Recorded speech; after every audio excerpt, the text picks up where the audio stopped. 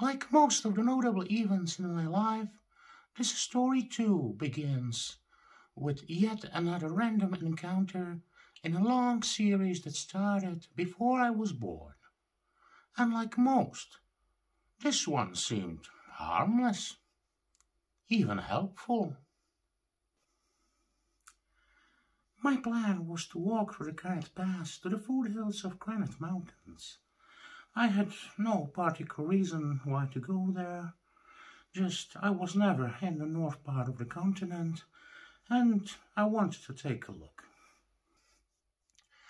My tattered copy of the Wanderer's Guide described it as a nice place where I could stay over the winter and then move down to the shore, or any other place I'd like to see next. According to the guide, I still had a lot of time to get through the pass, but that year, winter decided to start the show earlier than usual. On my own, I would have ignored the light snow and dark clouds on the horizon, but I've met the returning caravan in whose trail I was walking for the last few days. At first, the Inuit merchants returning back were surprised by a random encounter with a lone woman in the middle of nowhere, especially since they thought I must be a lost human girl. It's common for people who don't know me yet and see me only from a distance to expect a short, chubby girl. My hat that's a bit too big and my overall non-standard proportions made me look like a small but well-fed thing. In a way, it's true. My mother always considered me a tiny, sickly little girl, and if she hadn't been kicked out of her tribe, I would have been considered a midget there. But normal humans who get closer to me quickly realize that I'm as tall as most human males. They usually just shrug and ignore my differences to the standard of humanity. Some, especially those who fancy big, voluptuous girls and can't take no as a no, tend to be more suspicious of my origins. Usually right after they find out that I'm stronger than most human males.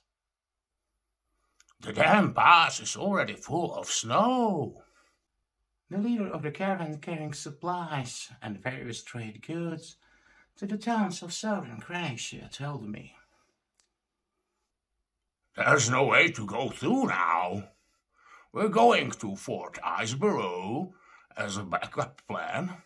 You look like a well-traveled and capable lass, but you should consider turning back. Maybe come with us to the Iceborough. There was a sign pointing there at the crossroads I passed out yesterday, but my old and sometimes hopelessly tattered, outdated guide described it as a tiny mountain garrison for rangers and local fur hunters. Definitely not a place worth visiting. Once again, though, the guide was wrong. I was used to it. Sometimes I thought maybe I should get a new edition, but in the end, I always decided to keep mine. It made my wanderings more interesting. Fort Iceborough became a boomtown about a decade ago, when someone found the seams of cinnabar worth mining just a mile from the original hill fort. It was still a small town, with maybe 2,000 or souls living there, mostly miners and hunters. But it did look like a place I could, maybe, spend a part of the winter, if I could find some work worthy of a wandering princess. I was lucky. The garrison had its own doctor, an old guy, but his mind was still as sharp as his scalpels, and his hands were still sure and steady, though weakened by advanced age.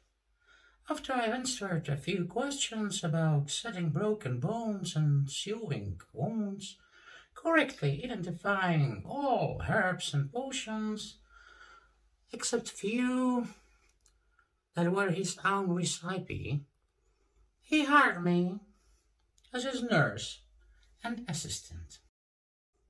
As usual, the selling point was that I'm a nurse who can hold a restless patient without anesthetics during the surgery, and I can administer an emergency anesthetic with my fist, if it's really needed.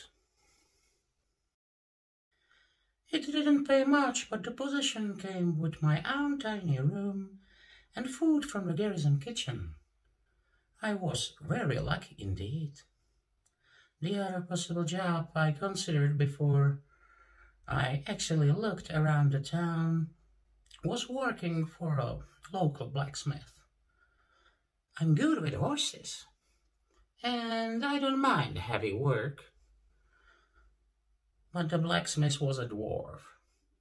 I didn't bother asking him if he would take me. He'd be sure I was joking, and he'd get angry if I told him I'm not. One last question, Tina. You don't have to answer truthfully if you don't want to. You're not human, am I right? I hesitated, just for a tiny moment. Fort Iceborough and everything on the side of Granite Mountain Range belonged to the kingdom of Sanadam, which was a bit too harsh on anyone who wasn't human, or at least member of one of the generally accepted common races. True magical beings were banned and hunted down by rangers and night hunters, guys who specialized in hunting monsters on their own turf. One of the reasons for my trek over the mountains was the fact that Crenacia was supposed to be a bit more laid back about such things. My hesitation took only a brief moment, but it was enough for the doctor to add, I'm not judging.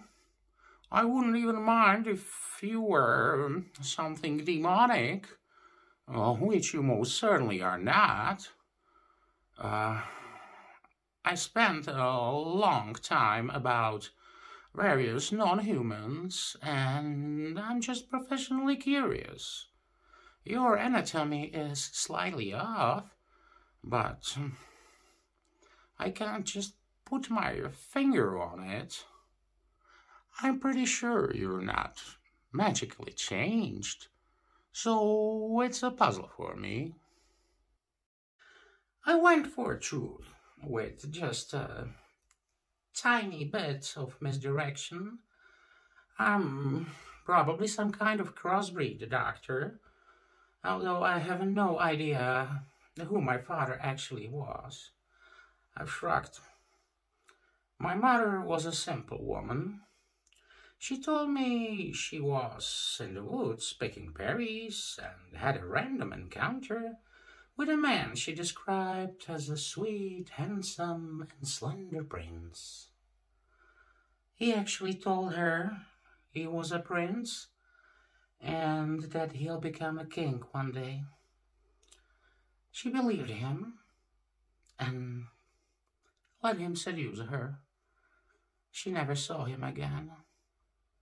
She didn't even ask for his name, but she believed that I'm princess until she died.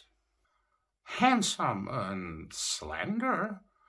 You're a lovely woman, Tina, but from your size and strength, I would expect an orc, if they could interbreed with humans, or maybe an ogre, but they supposedly became extinct a long time ago.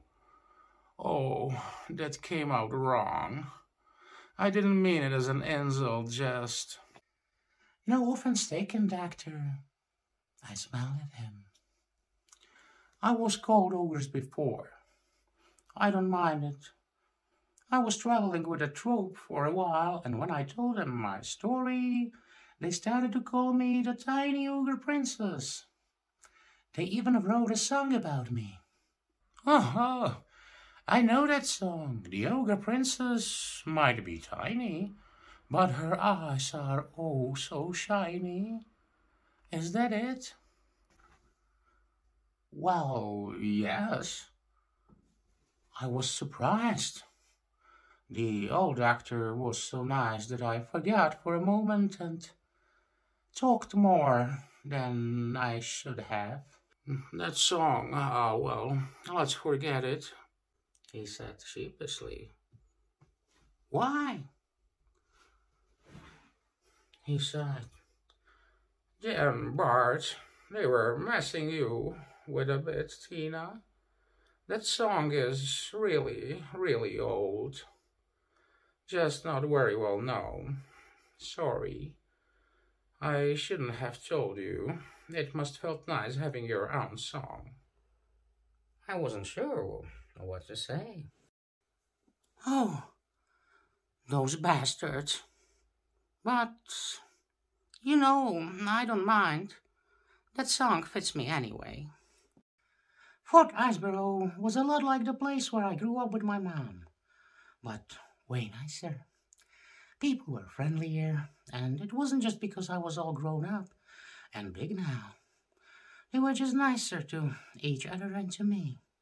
Sure, there were some catcalls and indecent offers at first, although the doctor served the entire town, and most of our business came from the endless stream of minor injuries from the mines. We were technically part of the original fort. And soldiers are soldiers, no matter what race they are, or what kingdom they serve, or what gender they are. One of the more direct offers came from the only woman in the garrison, a 30-something-year-old ranger who looked a lot like Elf, except for her ears. I was pretty sure she made it on a dare from the other soldiers who tried and lost against my shy smile and iron-hearted refusal, if smile and shake of the head were not enough. It never got past the usual friendly teasing, which was good. Mostly I kept to myself, but I made a small talk, told some little stories, even learned some of their names, and managed to remember them, at least for a while. I wasn't the only new face in town, because some people from the caravan that brought me here decided to stay in town for the winter too. And another small caravan arrived just the next day, with more people to stay for a while, or maybe permanently. I could hear them talking about me, but it wasn't anything bad. Generally stuff like, what a gentle soul for someone so big. She's so shy. Probably an introvert. Her face is not that bad. Too bad she's so fat. That fat comment caused a sharp response from the female ranger. You're blind, you idiot. Sure, she has some fat on her, but look at the way she moves. The way she dresses masks it, makes her just seem huge. But I'm pretty sure she has more muscles than you do. Shaped in a way that would make you drool if you see her without her clothes. Seeing her naked might make me wet if she had shown any interest when I tried to tease her, but she seems so shy, like a virgin or a priestess. That was the moment when I definitely decided that I don't want to be in town during a full moon.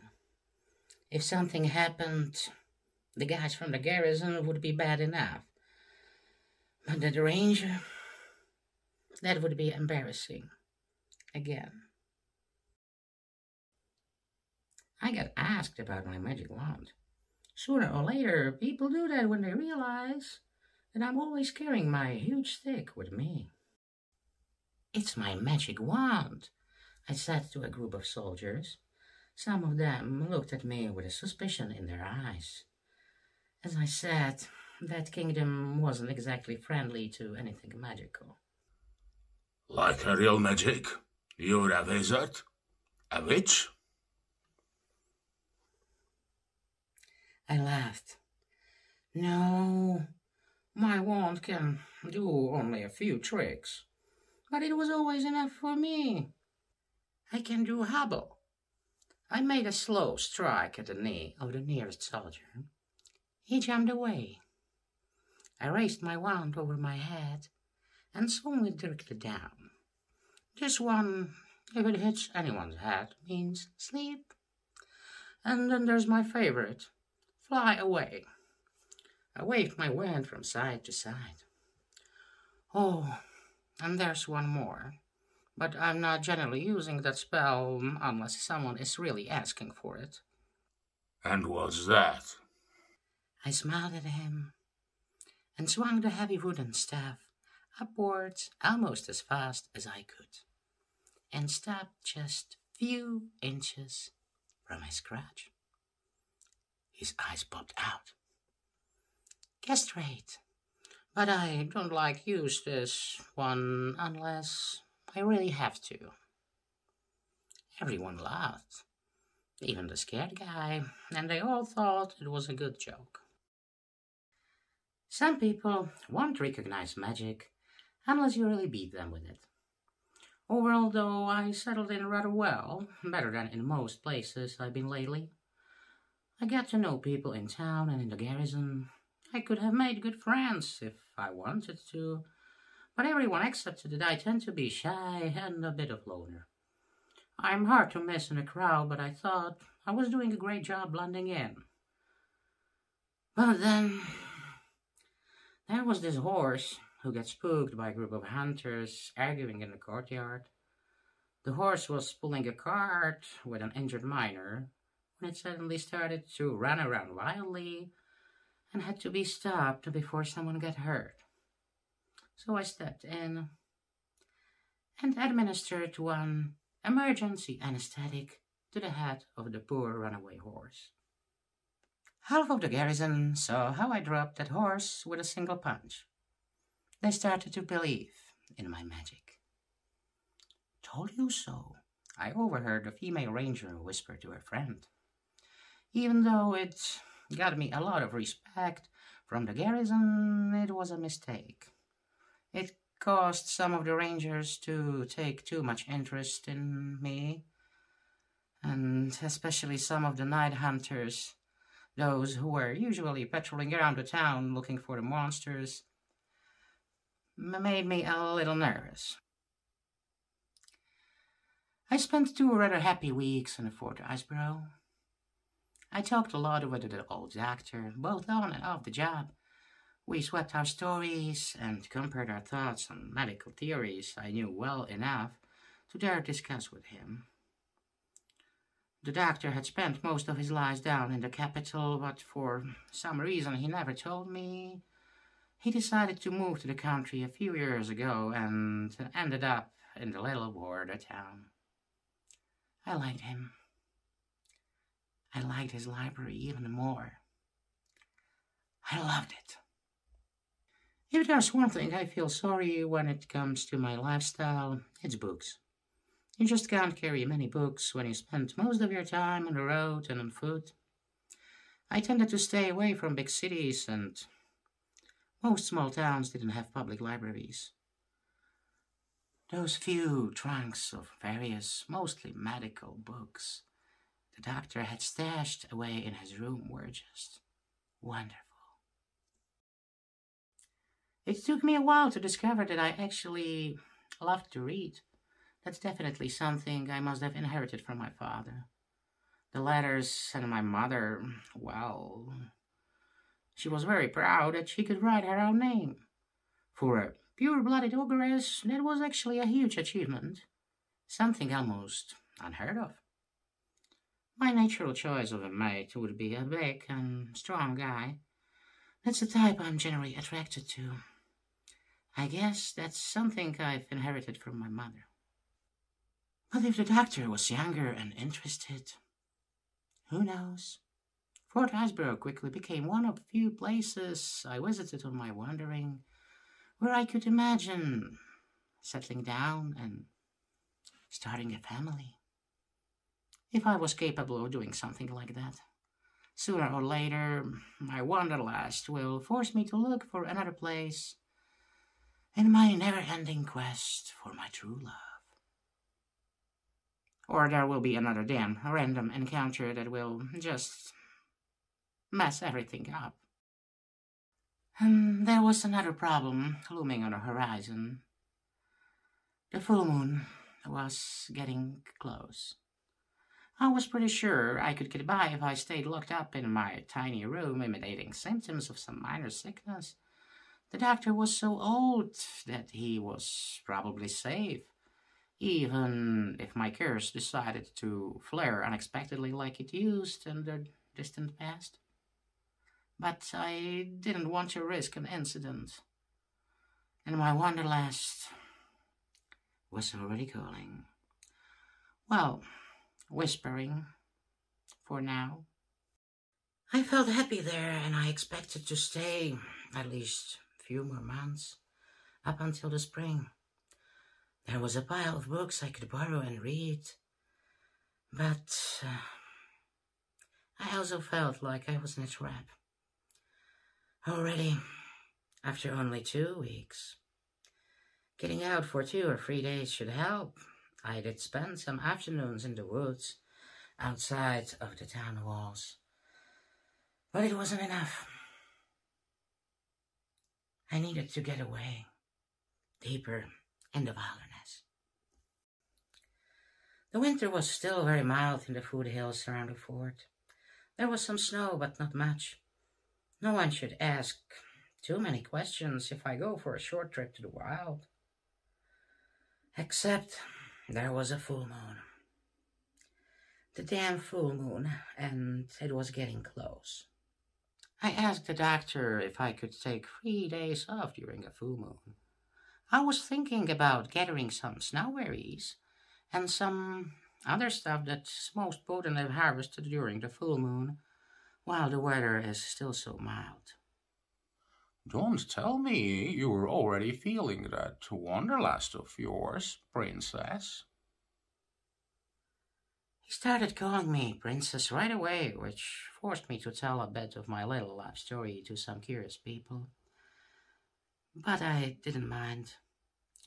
Like I said, I like the doctor, even if I don't remember his name anymore. Just a teensy little bit, I said truthfully. I'm so used living on the road, it just feels strange staying in one place, especially indoors. The full moon isn't exactly a safe time to be out. Sure, the rangers and night hunters are claiming that they've hunted out everything dangerous nearby, but still. I'm a big girl, doctor, and I have my wand. I'll take my bow too, so maybe I'll bring back an elk or a moose if the hunters left any in the woods. But he insisted. Still, it's not safe. It will be safer for me outside, I said truthfully. People, even normal people, tend to get a bit crazier under a full moon. And due to an unfortunate coincidence, it tends to be worse for me. He narrowed his eyes on me, but then smiled. If I hadn't seen you using a silver scalpel, I might. Not that, doctor.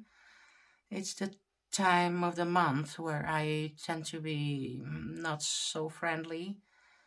I snap at people, get angry easily. What do you mean? Poor doctor, he was a bit slow. I feigned embarrassment. This time of month, doctor? My time of month? Oh, sorry. It was his turn to be embarrassed, for real. I didn't want anyone in the fort to think I was sneaking away, so I made a show of asking some of the rangers for good places to gather the stuff I wanted to bring back. And of course that led to another complications when the female ranger offered to accompany me. I should be heading out for a patrol in that direction in a few days anyway, so we could have a girls' days out. She said that with a big smile. No, I responded with a bit of panic, which was actually real enough. Don't take it personally, but I'd almost prefer company of a guy, even if people would talk afterwards. Hey, easy, Tina. I was just teasing you. It was just a joke. Oh, so you're no longer worried I'd make you wet if you saw me without my claws? She frowned at me. I guess someone was spreading rumors. No, I heard you myself. No offense, but no, I'm not into that. Not just because I'm shy, but I'm no priestess. You heard me? She was surprised. I hadn't noticed you. She suddenly beamed a huge smile on me. You're surprisingly sneaky for someone so big. You'd make a good ranger. Our little discussion has been overheard, and someone was spreading rumors. Especially one so juicy. It made me very happy, because it stopped all other rangers from offering me company for my little harvesting expedition to the forest. My shy virgin act was really good. Maybe my father was a bard, and I inherited his acting talent. He really was a bard. It was too bad that I didn't get his singing voice too.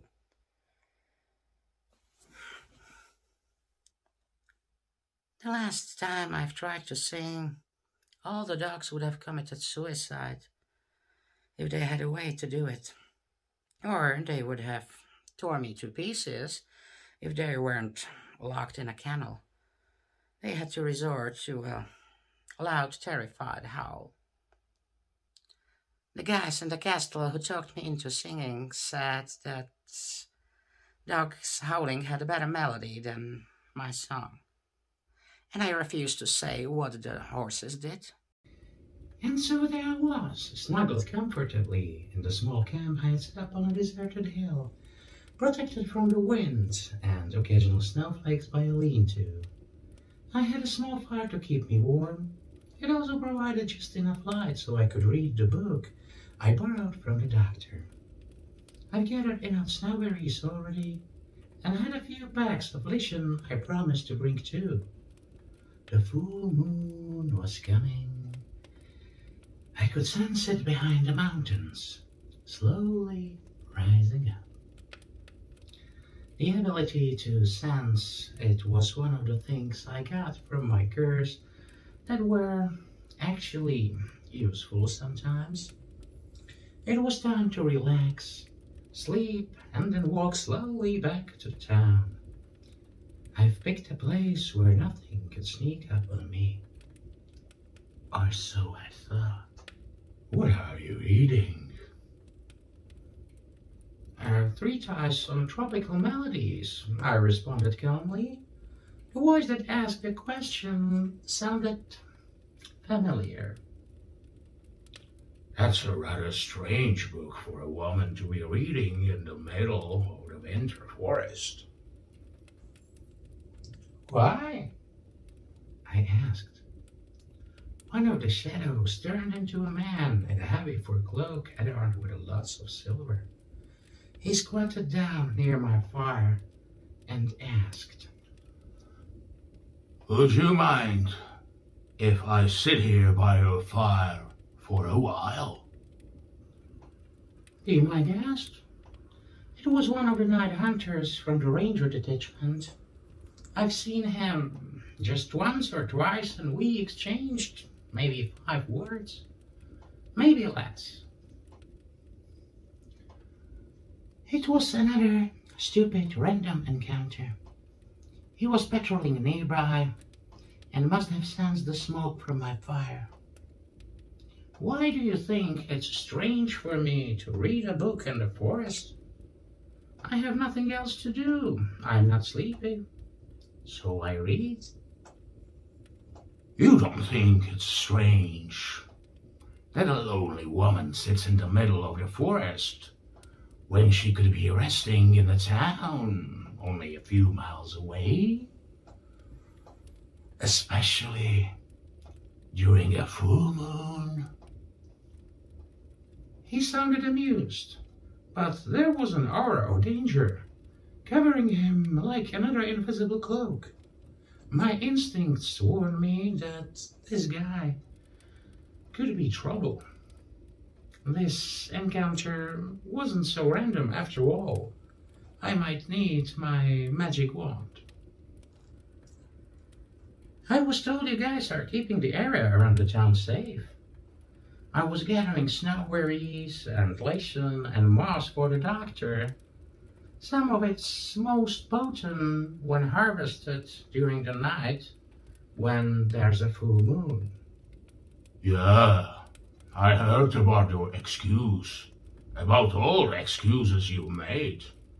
I might be inclined to believe it if there wasn't more than, let's just say, strange about you, Tina. Like what? He smiled at me. Oh, come on, let's not fool around. Should I list all of it? The way you move, how big you are, how strong you are, how much you need to eat even though you try to hide it. You're careful when you talk about yourself, but sometimes you forget how much time has passed from the events you're describing as they were yesterday, not decades ago. Sure, most of the people around won't notice, especially when it's a story from another world, but I'm not most people. You're way older than you look. And you feel the need to be alone, away from people, during a full moon. I put the book aside and grinned at him. Is that all? Oh, there's one more thing, but that's the most important one. And what's that? Your magic. You mean my wand?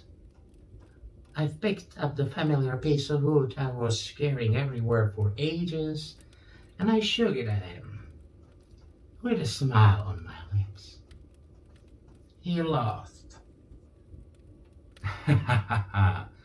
I've heard a story about your wand and what spells it has. I guess with the muscles and power you have, it might look like magic to the normals. But that's not what I was talking about. You're very good at masking at it, way better than I thought possible. But when the moon was getting close, your control started to slip. I sensed it when you were leaving town and I decided to follow you. Now, with the full moon so close, I came to talk with you.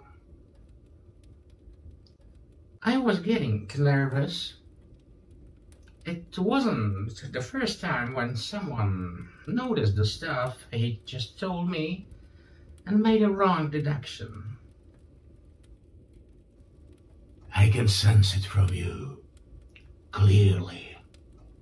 It's strong now. I just don't know what type you are, and I'm curious.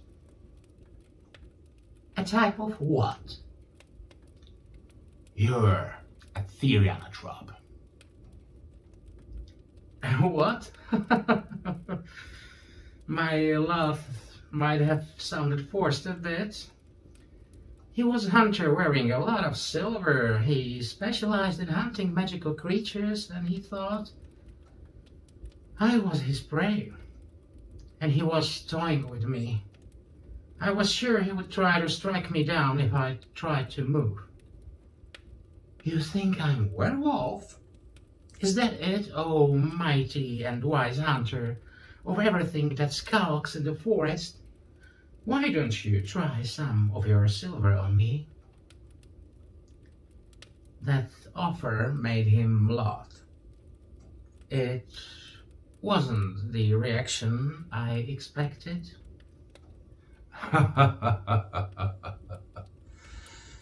No, you're not a wolf. Your scent is weirdly familiar, but I can't just place it. From the way you look in human form, I would guess a bear, but that's not it either.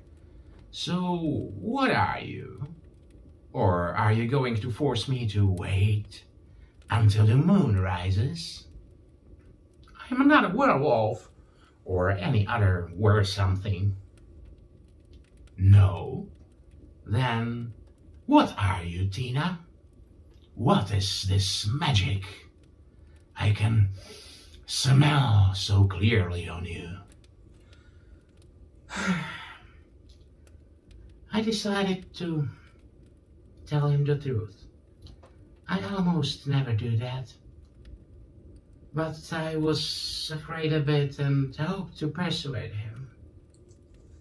Well, I wasn't afraid of him, but for him. I was pretty sure I could take him with the help of my wand, but he seemed nice. Sure, he was big, strong, and dangerous, but he didn't feel evil. More like cuddly, and he had a pretty face. I didn't want to break that pretty face if he decided I'm a monster he should hunt. What you sense is what remains of my curse.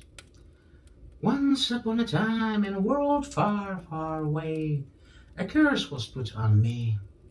It might have been intended as a blessing, a gift, but it was a curse that seriously complicated my life. I learned to live with it, but I'm used to being alone around full moon. It still feels safer when I'm alone, far from the others. And I've actually wanted to replenish the doctor's stock and have some time alone away from people. It wasn't just an excuse. Who cast you, and why? It's a long story. We still have some time before the moon rises. I'm all ears. It was another stupid random encounter. I was camping in the woods, all depressed and annoyed, and I had a brilliant idea of getting drunk. For the first time in my life. All I had was a bottle of almost pure alcohol I wrote as a disinfectant, but I mixed it with some water and some crushed berries I found. It was a stupid idea. Few sips was enough to get me drunk and dizzy. I considered throwing the bottle away when suddenly there was a figure standing in the darkness among the trees. "May I warm myself by your fire, wanderer?" It was a woman's voice. It sounded old and weary. I thought it must be some old grandma who got lost. I was so young and naive. I told her, "Sure, there's enough for both of us."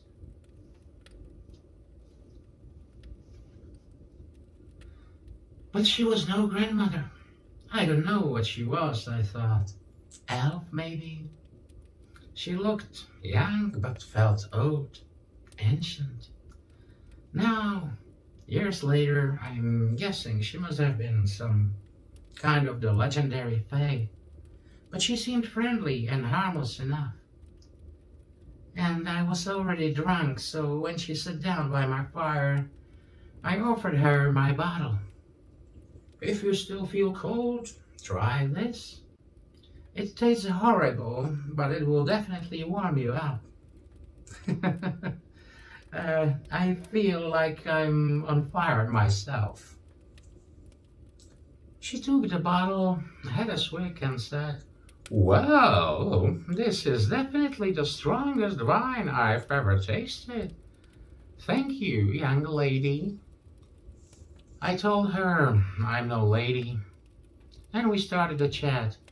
I told her all about my stupid life, how my mother got seduced by a would-be prince and got thrown out of her tribe, how I grew up in a small mining village, and how my mother died in a stupid random encounter with a bunch of drunken miners, and I had to run away before I got dragged to the gallows for killing them.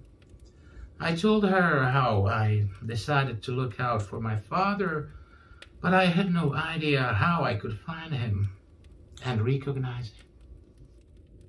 She was a good listener. She wanted me to say more, asked me a few questions. She also drank a bit and passed the bottle back. I got so drunk I told her all about my dreams, how I want to find my true love. A man strong, fierce, great warrior, yet gentle and kind. The hunter suppressed a laugh. Hey, I was a teenager, maybe 16 or 17, possibly younger. You don't know how old you are. My mother was rather simple. I started counting in myself when I learned how, but I was never sure. Neither was she. So there I was, talking to a strange, mysterious woman in the forest, talking about how I want to find my true love and see the worlds, all of them, and maybe even find the man who was my father. How I want to know if I'm really a princess or not. And then I said, but I might as well wish for a fairy godmother, or a miracle, or something. She laughed at me. Oh, I don't know about miracles, but fairy godmother, that I can do. She pulled a short wand out of somewhere and waved it at me. You shared your fire and your strange but strong wine with me. You entertained me with your story. I will be your fairy godmother. I'm sorry it took me so many years to find you. Truly, a very strong wine.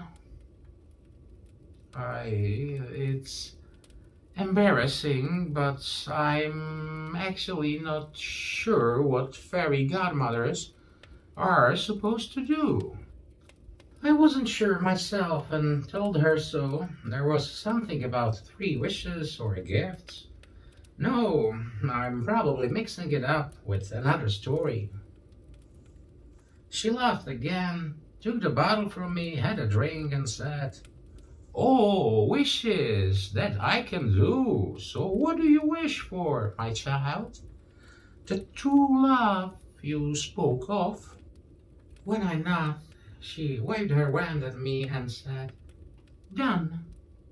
You will be walking the world still young and beautiful as you are now, until you find your true love, the man mighty and strong, yet gentle. Young and beautiful? Me? Have you seen my face? Can't you see how fat and stupidly huge I am? She wiggled the wand at me and said, Sight is not the only sense that's important. You're pretty enough, and I'm going to give you some magic that will help you. Everyone will love you. She waved the wand again, and I could have sworn I sensed some weird tingling all over my skin. She had another drink, and the bottle was empty. She stared at it for a moment and dropped it down. She looked at me and said, "I might have overdone it a bit. Your wine is just too strong. You'll have so many suitors. You'll have to chase them away with a stick." She started to laugh again. It was so contagious that I had to join her. We laughed so hard it must have been heard throughout the whole forest. Somewhere in the distance, wolves started howling like they were trying to join us. Suddenly, she stopped laughing and looked me directly in the eyes. Oh, yeah. "You'll need a stick, a big, heavy stick." I told her that I'd rather have a magic wand like hers. She giggled, stood up, and pulled on a branch of a nearest tree. It was the moment when I decided I must be dreaming, because the big branch lost all of the leaves and twigs and just became a big, heavy stuff. She threw it at me. I barely managed to catch it. It was surprisingly heavy. She winked at me, thanked me for my wine, and fired once again and just disappeared. I took a look at the stick, dropped it on the ground, and I fell asleep. The next day, when I woke up with my first and last hangover, I was sure it was just a stupid drunken dream, until I found this strangely shaped wooden stuff by my side. So, you got this from your fairy godmother? Yeah, I don't know who or what she was. Maybe she meant well, but she cursed me for all eternity. Let me guess. The next full moon, you found out about your curse. Yeah. Must have been awkward. You have no idea. Luckily, the curse get weaker over time. Nowadays, I don't need to get away from everyone around a full moon. But I got so used to being alone in some deserted place that I still do it.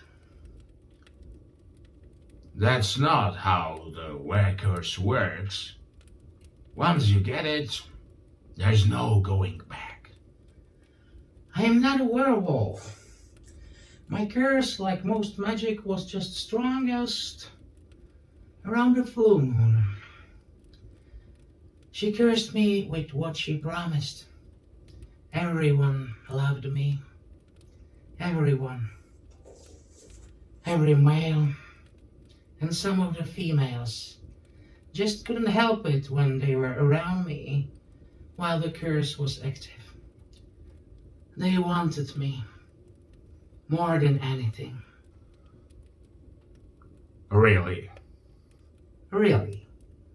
Everyone. Well, luckily just every mammal.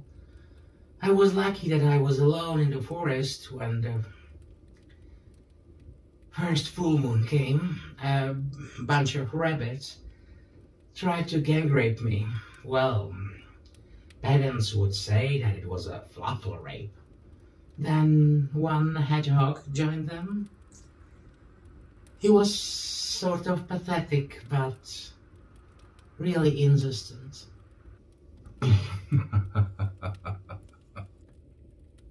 It's not so funny when a bear tries it, or a wolf pack, or a group of previously nice mercenaries I met on the road, and I wasn't able to shake them off when the moon came up. I had to use my wand a lot.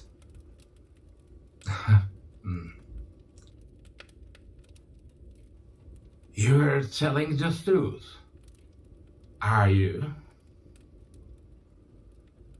Yes. You You were really cursed with being irresistible. Yeah, I think it changed the way I smell. As soon as anyone got downwind and smelled me, they just had to try to get me. But it got weaker and weaker, and it's no longer working. It hasn't been for years. If it's scent-based, that would explain it. Oh shit, you told me the truth. You're not a werewolf. No, I'm not. I'm not a werewolf or werebear or any other were-something. I'm not something for you to hunt. Oh shit, I thought you were teasing me. Flirting with me, you seem like one of those girls who like to talk up until the last moment. What are you talking about? I was getting angry. It all made sense. Even that story about your curse when you told me that the old witch used the magic on you so you can find a great and strong male. I was sure she transformed you to some sort of theanotrope, a were-creature. I'm not a werewolf. I generally just don't shout at people. I was really starting to lose my temper. I shook my wand at him, without smile. But I am. You smell like one of us. I was so sure you were one of us. I thought you must have sensed the fake silver on me. You must have smelled me and recognized me for what I am. I thought you were flirting with me, playing with words while we waited for the full moon when we can change and have some fun. I stood up and gripped my wand in both hands. He was still squatting on the ground, and he looked really depressed.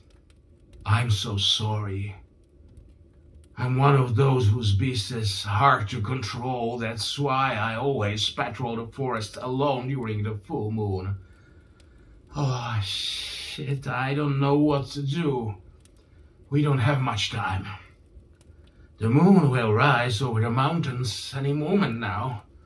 I'll try to control it for as long as I can, but you must run. Run away. Maybe climb up a tree. When I'm transformed, I suck at climbing. I suck at climbing too, and I'm not built for running. Girl, please, run. I don't want to hurt you. Well, if that beast of yours is one of those guys who just can't take no as no, I have my wand. He was actually quite nice, and I could see that he was really struggling to keep himself under control. So I didn't use castrate, although his beast was really asking for it. He also had a rather nice face. In his human form, even transformed, he looked cute and cuddly until he started to growl at me. I didn't want to risk disfiguring his pretty face, so I decided against using sleep. I've stuck to hobbles and flies. I needed a lot of them. Maybe I should have used a sleep or two. It might have been easier for both of us. The regeneration powers of were creatures, especially when transformed, are legendary. But my magic wand somehow messed with it and slowed it down, close to the normal human levels. The day after the full moon, when we got back to the town, his bones were still being held together mostly by splints, and he couldn't walk by himself. Although, being a great alpha male, he insisted on trying.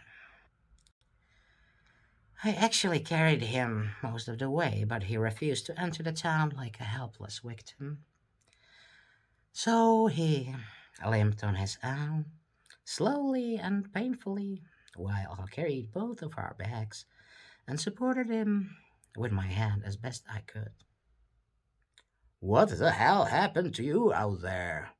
A guard on the town wall called to us, then rushed down to the gate to open it for us. You wouldn't believe it if we told you. Let's just say it was a stupid, random encounter. "With a goddamn fairy godmother," the hunter growled quietly.